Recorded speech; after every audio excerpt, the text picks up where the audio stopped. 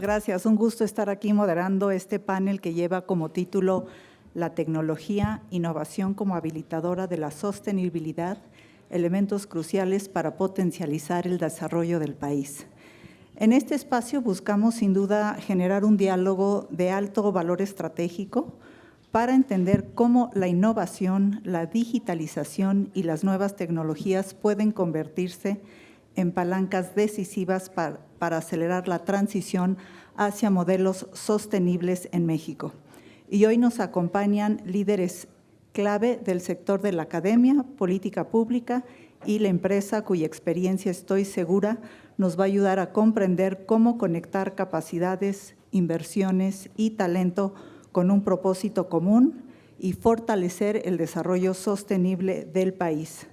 Sobre todo entendiendo que en este contexto la innovación sostenible emerge como un catalizador para el desarrollo nacional al fortalecer las capacidades locales, acelerar la transición hacia economías bajas en carbono e impulsar el capital humano especializado y fortalecer ecosistemas que integran academia, industria y gobierno. Y quisiera empezar con este primer bloque para iniciar y alinear conceptos y establecer un piso común para la conversación, y le pediría a los panelistas una muy breve intervención para que nos compartan cómo están integrando la tecnología y la innovación en sus instituciones para acelerar la transición hacia modelos más sostenibles.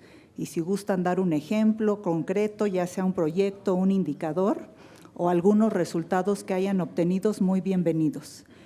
Si quieres, Alberto, empezamos contigo.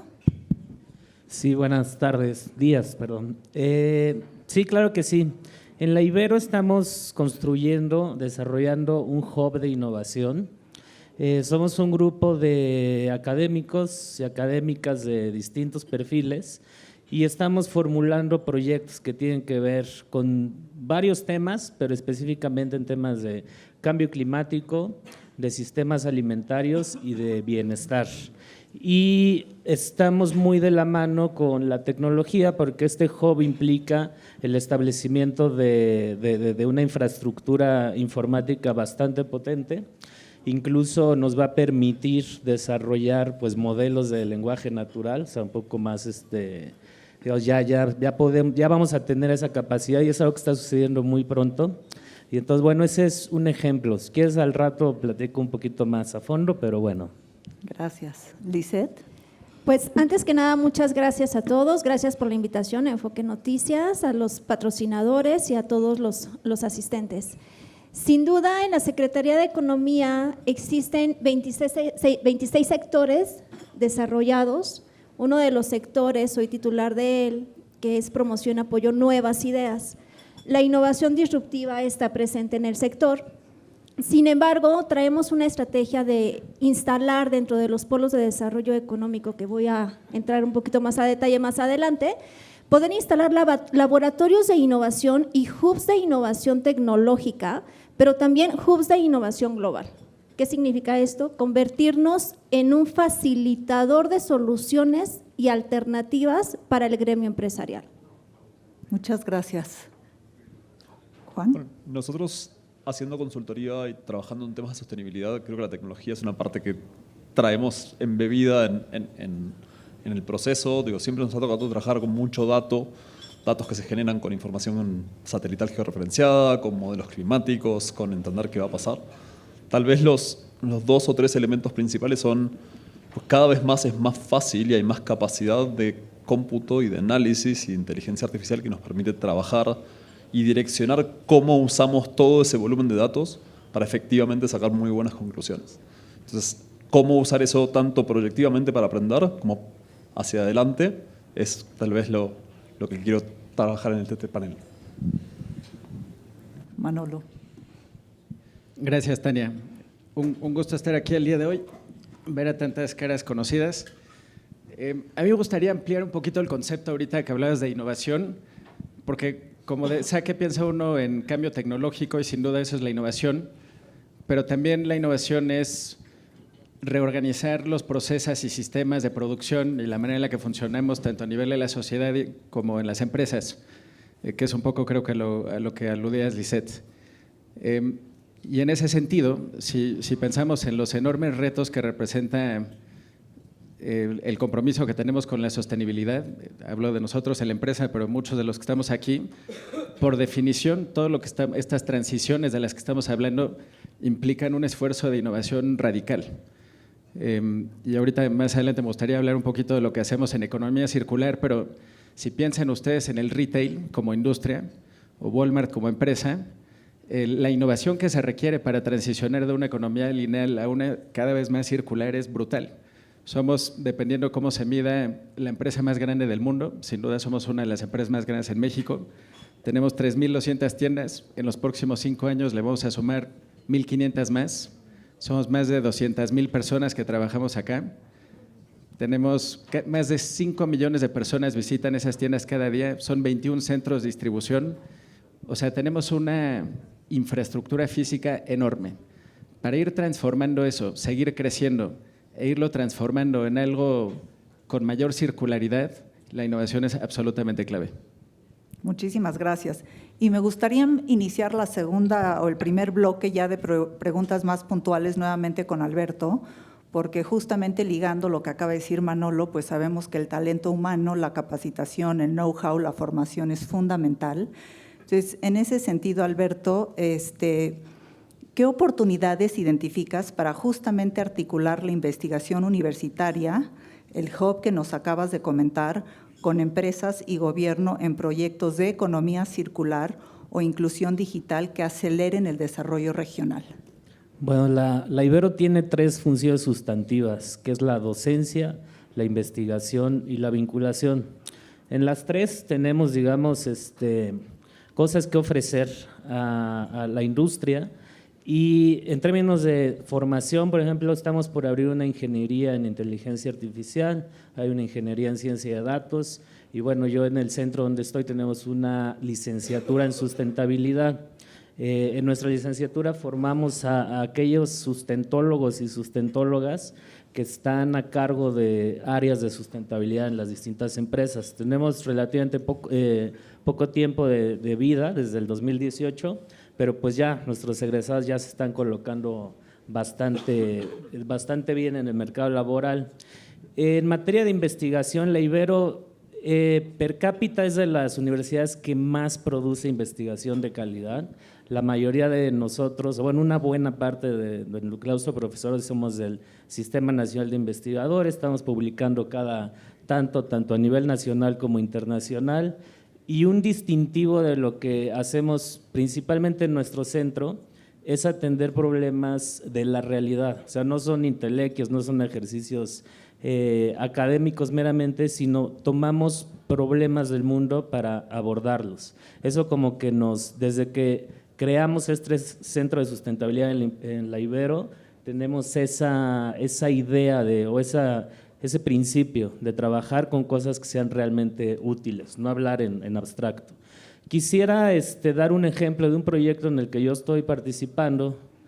Es una plataforma basada en inteligencia artificial, pero que se nutre de una base de datos de costos y de precios y cantidades, digamos, curadas. O sea, hay información ahí en papers académicos, pero pues también en fuentes de información que tienen cierta certidumbre.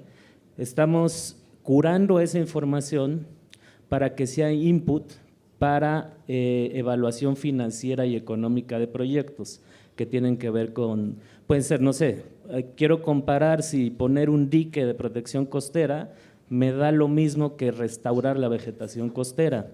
Entonces, como obviamente hay la revegetación, en la restauración de vegetación hay beneficios que no son privados, o sea, son como, digamos, son más difusos y no tienen un mercado. Entonces, esta plataforma te permite hacer ese análisis tanto de la parte privada como de la parte pública, y todo eso con un prompt de inteligencia artificial.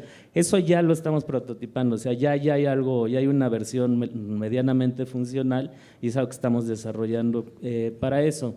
Pero como ese hay otros proyectos de mis colegas, hay otro proyecto de ciencia ciudadana que es generar información. Actualmente pues es muy costoso y la ciencia ciudadana es una forma que ha descubierto el mundo de generar información de manera más o menos fácil que luego sirve para la toma de decisiones. No sé si conozcan una app que se llama iNaturalist, si no los invito a descargarla, no la desarrollamos en la Ibero, pero si uno ve biodiversidad, puede tomar una foto, hacer un registro y todo eso ayuda a la ciencia porque pues hay alguien detrás curando toda esa información. Entonces tenemos un proyecto de ciencia ciudadana no solo en biodiversidad, sino en temas de islas de calor y otro tipo de variables. En fin, todos estos proyectos, quieres ahorita platico un poquito más, pero están en el marco de este hub de innovación y nuestra lógica, como dije, es tratar de atender cosas que sean útiles para la sociedad. Muchísimas gracias. Tu aportación nos ofrece una clara lectura del valor que tiene la academia justamente en la construcción de modelos sostenibles. Y para continuar con la conversación, me gustaría pasarle la palabra a Lisette.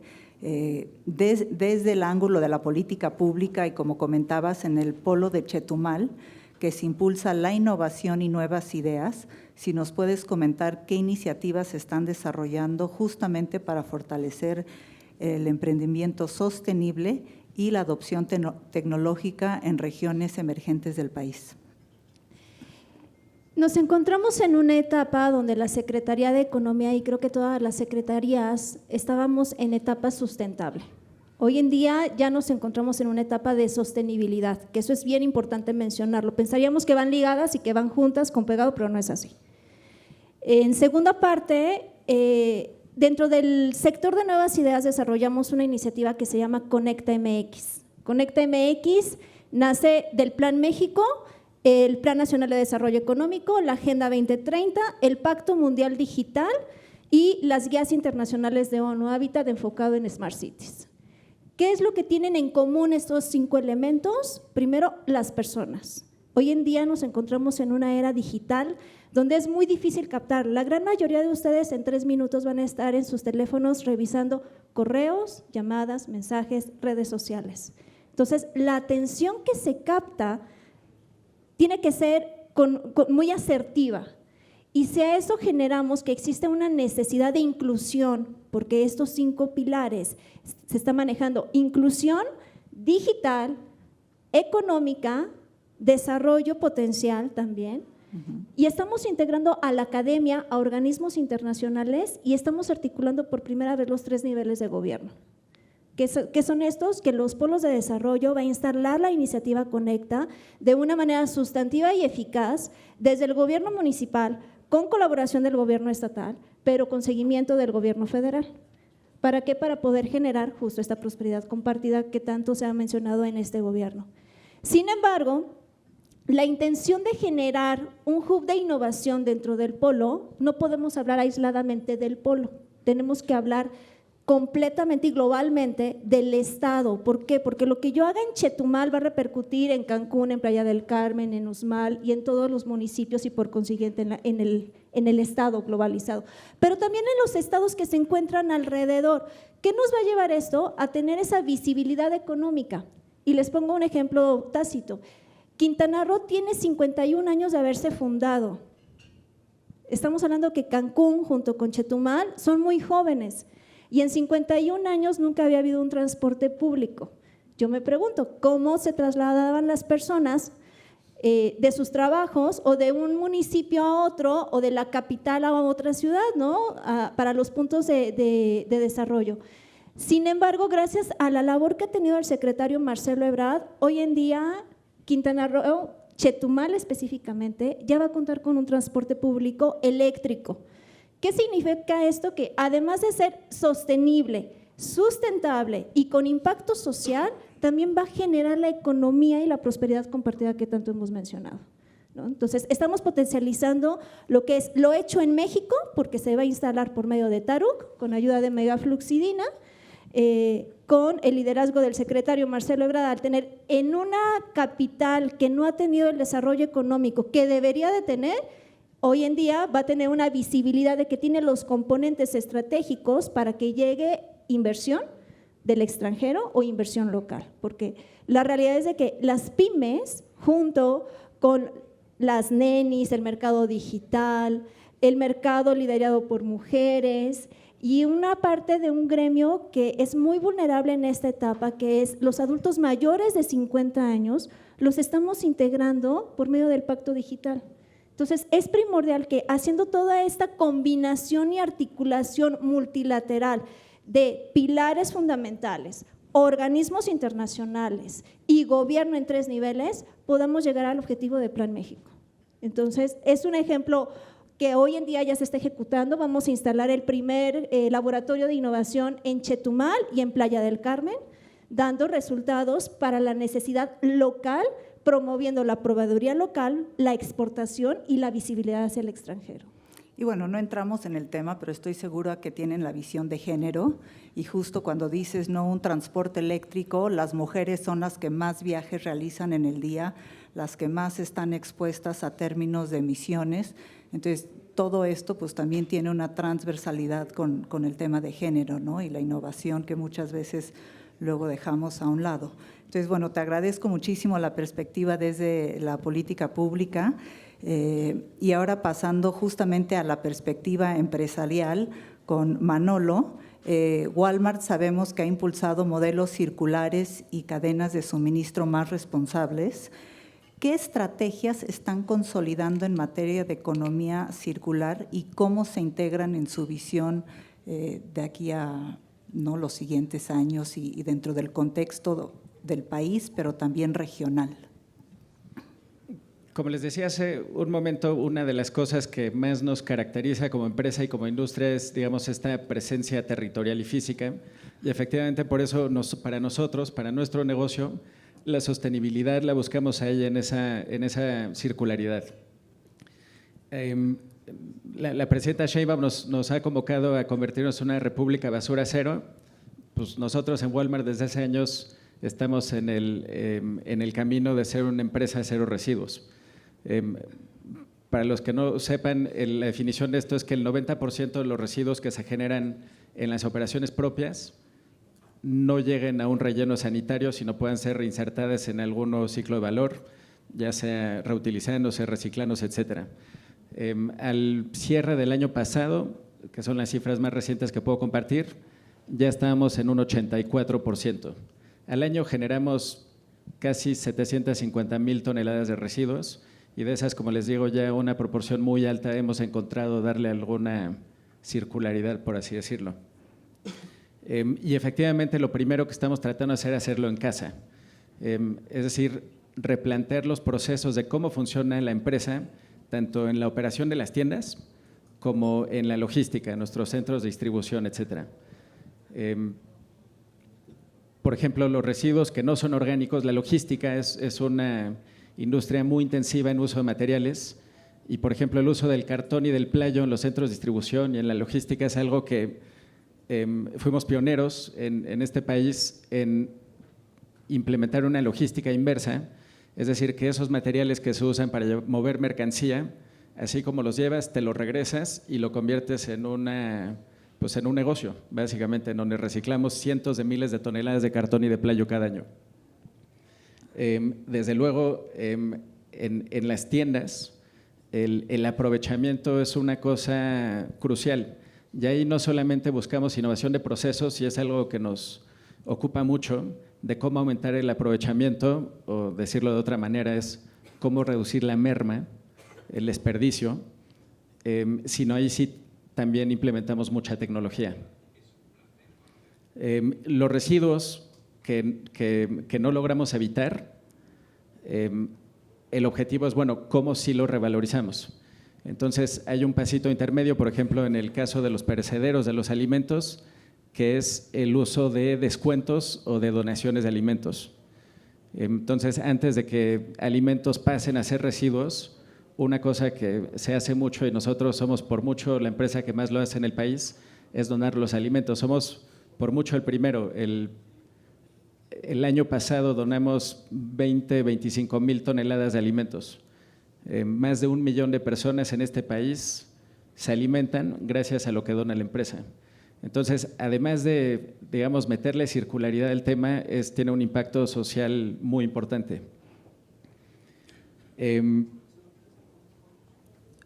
y eventualmente cuando no se logran utilizar y aprovechar, tenemos toda una serie de casos muy interesantes en donde ahí también entra la tecnología de qué hacer con residuos orgánicos, que tienen un tratamiento legal y burocrático a veces complejo, también logísticamente moverlos no es fácil, pero hemos hallado soluciones como convertirlos en alimento para animales, trabajamos con zoológicos, los convertimos, tenemos esquemas de compostaje, los convertimos en fertilizantes y hasta en jabones, para eventualmente convertirlos en productos que nosotros mismos comercializamos bajo nuestras marcas.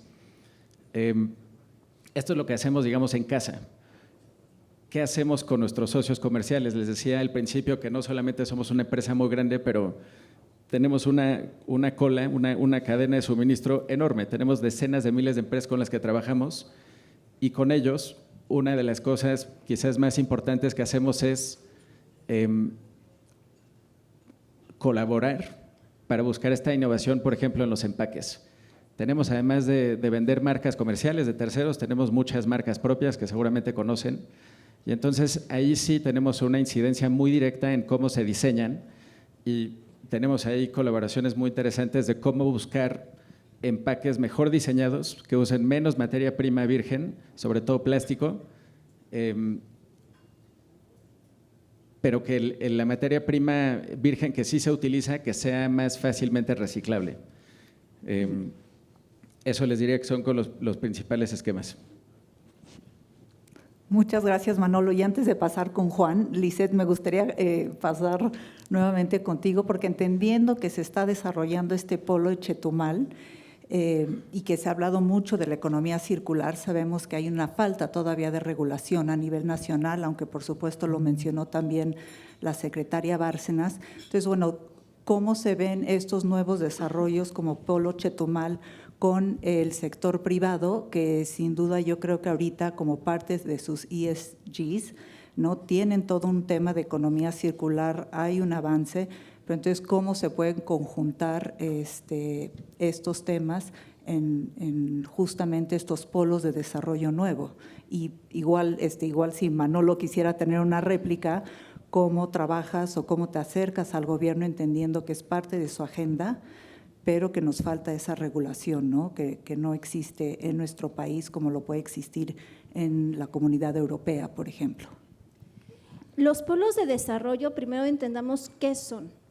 El polo de desarrollo es un parque industrial que viene a activar, vaya la redundancia, la actividad económica industrial en un punto donde no existía, ¿no? Entonces, bajo ese contexto, regresamos al polo de Chetumal, que está en Quintana Roo, donde su enfoque principal son servicios turísticos, que necesitamos que, bueno, los servicios turísticos se mantengan, pero que sean secundarios.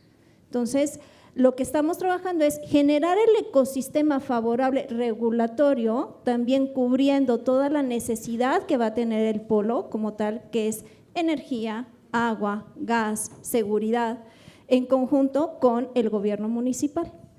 Por parte del gobierno federal siempre existe ese acompañamiento. ¿Qué significa? Que si una empresa aprovecha los beneficios fiscales que vienen por decreto, que están publicados en el diario oficial, y que adicional a eso hay beneficios fiscales también del Estado, no significa que la empresa llegue, se instale y yo como gobierno federal me deslinde. Siempre existe ese acompañamiento para facilitar al empresario, a la iniciativa privada, a que su instalación realmente genere prosperidad compartida. Ya lo decía la secretaria, existen polos, bueno, si me lo permite el licenciado Samaniego, sé que van a desarrollar más polos de economía circular como tal. Sin embargo, el polo de Tula, que es un polo estratégico en economía circular, pero también en actividad económica, va a marcar una gran diferencia. ¿Qué significa? Que dentro de todos los polos de desarrollo económico va a haber una parte de economía circular, va a haber una parte de proveeduría local, va a haber esa regulación de tierra, que esa es una parte primordial, y en nuestro caso muy en particular lo estamos trabajando muy de la mano con ONU Habitat. De ahí viene esta articulación de organismos internacionales donde tenemos memorandos de entendimiento con ONU Habitat, PNUD, ONUDI, y otros organismos que tienen que ver con innovación como GIZ, Alianza por la Innovación Francesa, y cámaras internacionales donde también se están sumando. La finalidad es generar ecosistemas favorables y generar todo el ámbito base para que las empresas se instalen y para que yo como polo me vuelva atractiva para la inversión. Porque en este momento los polos no son atractivos, esa es una realidad, pero es el trabajo que estamos haciendo desde el gobierno federal, ¿no? Donde te doy los beneficios fiscales, te doy las condiciones favorables, genero la capacitación constante de la población que te puede dar el servicio a ti, pero adicional a eso existe el acompañamiento, que esa es la parte primordial desde mi perspectiva. Totalmente de acuerdo. Muchas gracias. No podría estar más de acuerdo. Y no solamente es la regulación, sino, como bien decía Lisset, la creación de estos ecosistemas. Ahorita mencionabas el Parque de Economía Circular en Tula. Nosotros nos enorgullece mucho haber sido la primera empresa, no de los receptores de residuos y de las plantas que eventualmente les van a crear nuevos ciclos de valor, sino del lado de las empresas generadoras de residuos que nos adherimos al proyecto. Y fue un gran gusto tener ahí el doctor Samaniego en nuestras oficinas aquel día cuando firmamos la carta de intención, pero la clave aquí está, sí en la innovación tecnológica de las plantas que eventualmente se instalarán, pero sobre todo de que el gobierno haya tomado liderazgo, porque es un papel muy importante que debe jugar el Estado para generar estas inversiones ancla y romper estas barreras de acción colectiva para que se puedan dar estas cosas. La gestión de residuos es un caso, y yo creo que hay otros, en donde digamos este liderazgo es indispensable para que todas nos podamos sumar y trabajar juntos. Muchas gracias. Y creo que se vuelve muy pertinente la experiencia de Juan, justamente integrando estas taxonomías estándares de ESGs y estrategias corporativas de sostenibilidad. Entonces, en tu opinión, Juan, ¿qué acciones prioritarias se deberían adoptar en la región para consolidar justamente sistemas de divulgación y reporte que incrementen la confianza de inversionistas y aceleren la transición hacia modelos económicos bajos en carbono? Súper. Y tengo que agradecer, Doña, para empezar al panel anterior, que creo que ya abrió el debate y empezó esa discusión de cuán relevante es, ya sea facilitado por regulación o porque los propios inversores están empezando a mirar y demandar dentro de los estados financieros la referencia de qué significa la sostenibilidad, pero qué significa en términos económicos, en términos de un P&L, en términos de cómo estamos estructurando una compañía. Esa referencia. Entonces, el desafío es que la sostenibilidad es bien compleja, se puede navegar desde lugares muy alto nivel, 300.000 metros, o realmente, como Manolo contaba, en elementos muy llanos en el terreno, en cómo elijo gestionar un residuo y dónde termina yendo. Entonces, en este punto creo que lo primero es ese proceso de reporteo, ese proceso de divulgación, lo que está forzando es un camino, un viaje donde tenemos que entender actividades, dónde esas actividades generan o no generan valor y tener mucho dato y mucha trazabilidad. Y hay una buena parte de esos datos que existen y existen hace un buen tiempo, pero no necesariamente los estábamos viendo para agregar valor. Estábamos viéndolo como un ejercicio más de cumplimiento, donde los equipos de sostenibilidad que por ahí formaban en carreras como la de Ibero terminan trabajando más en cómo hago para sacar un reporte que cómo hago para entender qué me dice ese reporte en mi indicador de residuos y dónde efectivamente puedo trabajar con un gobierno o con un inversor para generar una palanca y reducir ese residuo. La tecnología viene a traernos mucha facilidad en reportar, en cómo ese proceso, desde cómo se genera ese dato, cómo se va administrando, cómo se va transformando y cómo va a llegar hasta el indicador corporativo que resume toda la actividad de una mega empresa, como por ejemplo el desafío que tiene Manolo por delante. Bueno, es un número. ¿Qué me dice ese número? ¿Cómo lo cuento? ¿Y cómo le explico a un inversor, cómo le explico a un gobierno dónde genero valor? Pues ahí es donde entra esa ventaja de la tecnología. Y por ahí enfocarnos a lo que Manolo decía en reorganizar nuestra estructura, que no es para nada simple. O sea, la reorganización es un proceso de manejo de cambio, lleva muchísimo tiempo y esfuerzo, pero es mucho más interesante ese proceso y ese esfuerzo que invertir en solamente generar un reporte y solamente generar un número. Del otro lado, tal vez, la importancia de quién revisa esa divulgación o qué valor genera esa divulgación. Inversores, gobiernos, tomadores de decisión, van a estar cada vez más mirando cómo me aporta ese valor. Y ese número es diferente para cada organización, para cada giro. Digo, no es lo mismo pensar en el impacto energético que pensar en la generación de residuos, que pensar en las emisiones o pensar en el agua. Y ahí es donde cada sitio, incluso a nivel país, incluso a nivel estado, tenemos desafíos diferentes donde tal vez para una empresa de alimentos y bebidas va a ser mucho más relevante entender su disponibilidad y su riesgo hídrico a futuro. Tal vez para una empresa de retail, pues el desafío de residuos es bien relevante. Tal vez para una empresa más primaria, la disponibilidad de energía va a ser uno de los valores. Entender esos elementos macro es lo que nos va a permitir después trabajar sobre esos elementos y entender hasta dónde esos elementos podrían estar vulnerados para agregar una capa más de complejidad con el tema climático a futuro.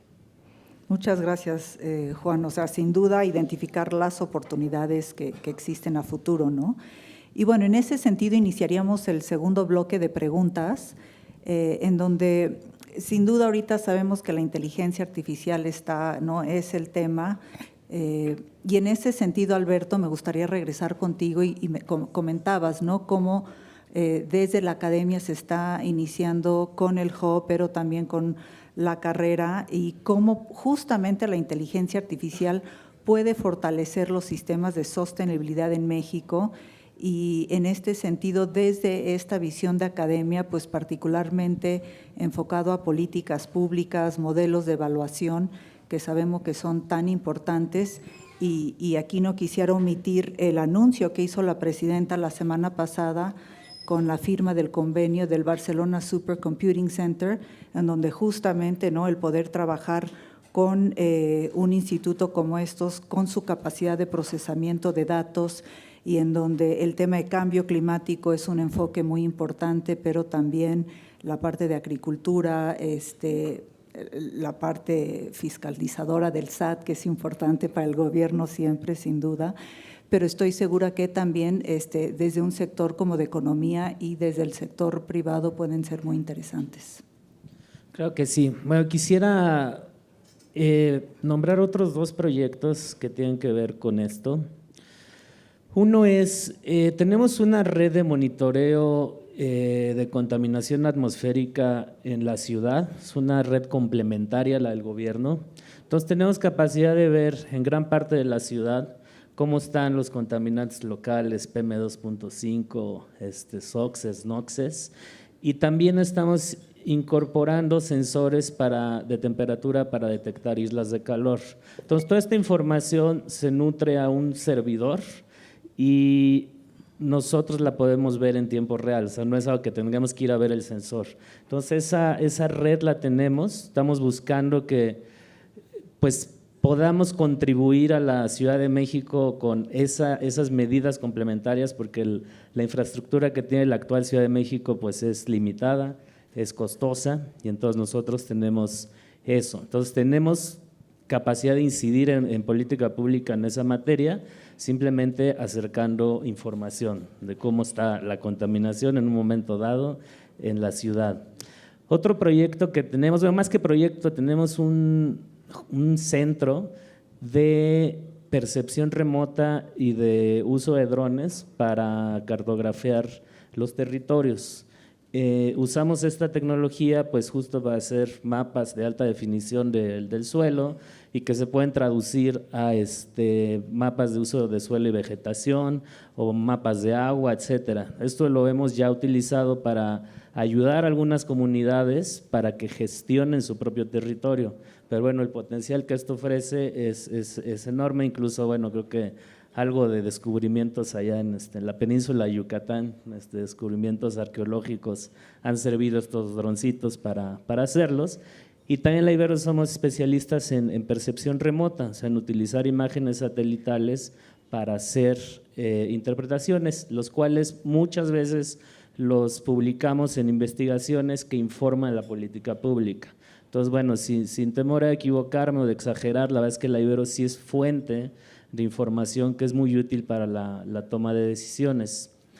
Y finalmente, se me fue la idea, perdón, pero bueno, ahorita a ver si me la recuerdo, era otra cosa. Bueno, Lisette, y justamente, bueno, estábamos con el tema de la política pública Y con todo lo que se está haciendo y estos proyectos sin duda tan relevantes para el país en términos de desarrollo económico, y desde los proyectos que tú estás liderando, ¿cómo consideras que la política pública justamente puede acelerar la adopción de modelos circulares? Y ya nos comentabas un poco en tu intervención anterior, pero no solo los modelos circulares, pero también digitales, en lo que ya se mencionó en el panel anterior de las pymes, ¿no?, que son tan importantes, y para integrarlas a las cadenas de valor sostenibles a nivel nacional. Hay algo bien importante. Hoy en día, dentro del gremio económico, todas las empresas son pymes, sin excepción. No tenemos un correcto etiquetado porque no sabemos qué porcentaje son sustentables, qué porcentaje tienen impacto social, qué porcentaje manejan innovación. Entonces, aquí la pregunta sería, si nosotros actualmente no sabemos a qué porcentaje pertenece cada una, la ley como tal queda corta, ¿correcto? ¿Por qué? Porque entonces el que está manejando innovación y el que está manejando sustentabilidad tendría que tener un beneficio fiscal en un momento dado, porque no se puede tratar a todas las pymes de manera igual. Cubren necesidades distintas, individuales, y proporcionan una actividad o una potencialización de la economía de manera distinta. Creo que esa parte nos ha faltado como gobierno. Digo, perdón, no digan que yo lo dije. Lo voy a negar todo. Entonces, bajo ese contexto, considero que sí necesitamos actualizar, así como la IA nos viene a colocar a nivel mundial a todos en un mismo parámetro. Todo el tema de sustentabilidad nos viene a colocar a todos en un mismo parámetro donde estamos tomando acciones. Necesitamos una política pública de IA adecuada a la necesidad del mercado mexicano. Necesitamos una política sobre el etiquetado correcto de las empresas para identificar cuál es la necesidad que tiene cada empresa y sobre esa necesidad darle las condiciones favorables para que exista un crecimiento, ¿no? Y ahí es donde se maneja, considero, la inclusión económica a nivel nacional, porque entonces, lo que mencionabas tú en el bloque pasado, estoy incluyendo a niños, jóvenes, adultos mayores, ¿no? Estoy incluyendo todo este gremio de las nenis, micros, y pymes y mipymes. Entonces, insisto, no podemos generar una política ni una inclusión digital si no sabemos en qué momento tiene que entrar cada bloque. ¿En qué momento está permitido, por ejemplo, que la IA entre? No podemos decir que la IA es para todos los sectores. Perdón, me gusta la tecnología, pero la IA no puede ser, por ejemplo, global para el sector financiero, porque es muy vulnerable. Tiene que tener un resguardo, un candado, en qué momento entra el acceso a la caja negra, en qué momento puedes acceder a la información. Y si nos vamos con cada sector, va a pasar exactamente lo mismo, ¿no? Porque nos vamos con el sector jurídico, el sector salud. Se vuelve una herramienta que tenemos que desarrollar las habilidades y las capacidades y reeducarnos, pero no podemos manejarlo de manera global como se ha venido manejando. Bueno, y digo, ya me están aquí apurando, muy breve, Lisette, antes aprovechando tu conocimiento y liderazgo y entendiendo que el gobierno tiene una cantidad impresionante de datos, en tu opinión, ¿sí crees que la IA podrá apoyar con esta clasificación tan importante que mencionas? El secretario Marcelo Ebrard le encanta la innovación. Sí. Entonces, sin duda, él por medio del liderazgo del grupo que está manejando todo el tema de innovación y generación de estos estudios por medio de la IA, yo creo que lo vamos a poder lograr en esta administración. Muy bien, qué gusto. Bueno, y Manolo, sabemos que están robusteciendo sus estrategias de economía circular, como ya nos has venido comentando, particularmente en el retail, como mencionabas, el tema de residuos, de rediseño de empaques, sobre todo en lo que es la marca propia, pero también la optimización logística, con el propósito de reducir los impactos ambientales y elevar la eficiencia operativa a lo largo de sus cadenas de suministro. Si nos puedes comentar cómo están robusteciendo estas estrategias dentro de la política de economía circular. Sí, para no ser reiterativo, y un poco, como dices, fue lo que dije hace rato, una cosa que sí me faltó mencionar que me gustaría complementar es, más allá de lo que hacemos en nuestras propias operaciones de logística y con nuestra cadena de suministro, una cosa bien importante que también estamos haciendo cada vez más, porque si bien el Estado tiene un rol primordial que jugar, también es responsabilidad de las empresas, es de cara a los consumidores y a nuestros clientes y a la sociedad en general. Eso, digamos, no entra en la contabilización propia de los residuos que generamos, pero sí nos hemos dado la tarea en los últimos años a innovar para buscar esquemas que se puedan sostener el tiempo, que permitan a la gente que así lo desea y a quienes no, hacer esta labor de pedagogía para que adopten hábitos de reciclaje. Es difícil, nosotros somos una empresa obsesionada con sus clientes, no solamente es un eslogan, sino aquí Paco no me dejará mentir, es algo que todo el día nos tiene ocupados, y entonces creemos que no hay que ser condescendientes. O sea, nosotros tenemos que encontrar la manera de que sea fácil para la gente tener hábitos más positivos. Y entonces nos inventamos unos centros de acopio en nuestros estacionamientos, en donde literalmente el propósito, digamos, la misión de ese programa, que lo llevo en mi equipo, es que el reciclaje sea tan fácil como hacer tus compras. Y entonces la idea es que la gente se arme una mini logística inversa, y así como vas a hacer tus compras, antes de ir a la tienda, echas tus materiales, tus cartones, tus contenedores en la cajuela, llegas, allí mismo en el estacionamiento está el centro de acopio, dejas tus cosas, vas por tus compras y te regresas a tu casa. Entonces fue una cosa muy sencilla, ahí te reciben todos tus materiales, trabajamos con empresas recicladoras que recolectan los materiales. Algunos de esos materiales nosotros mismos los reinsertamos para producir insumos que están en nuestras tiendas. Y de estos centros tenemos ya hoy casi 40 en 10 estados de la República.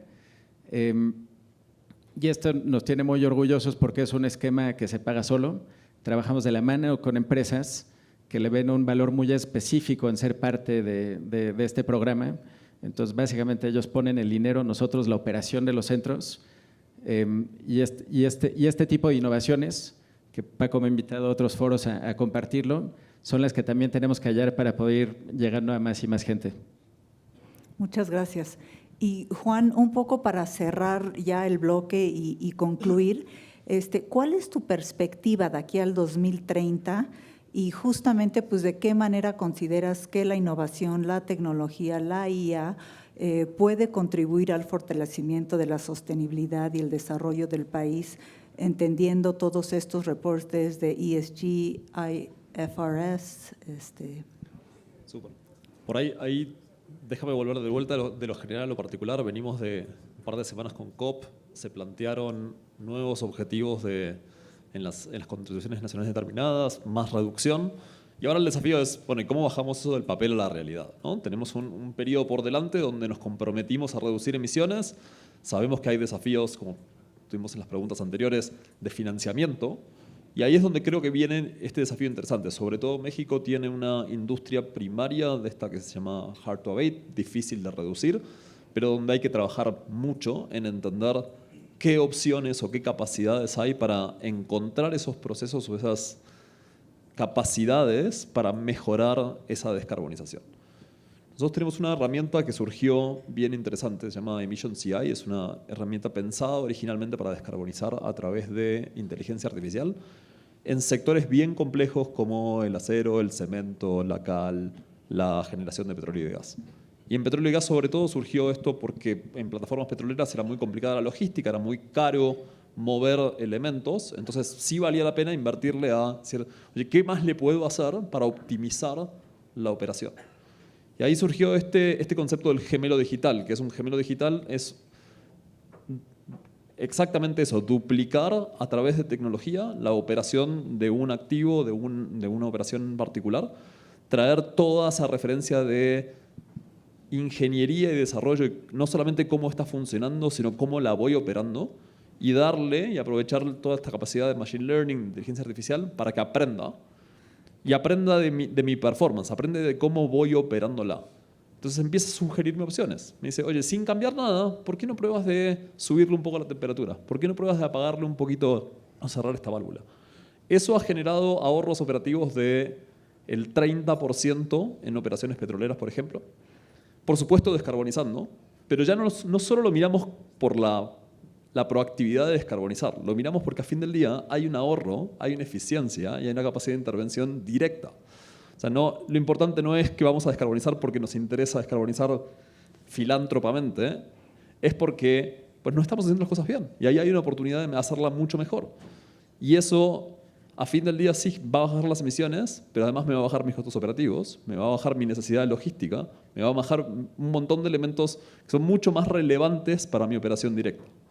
Entonces, traducir eso a otros sectores es el que, a fin del día, va a contribuir a que estas contribuciones nacionales determinadas, a que estos pledges, estas peticiones, sí las alcancemos y además nos va a generar otros ahorros en ese proceso. Y la tecnología juega un papel fundamental para ese punto.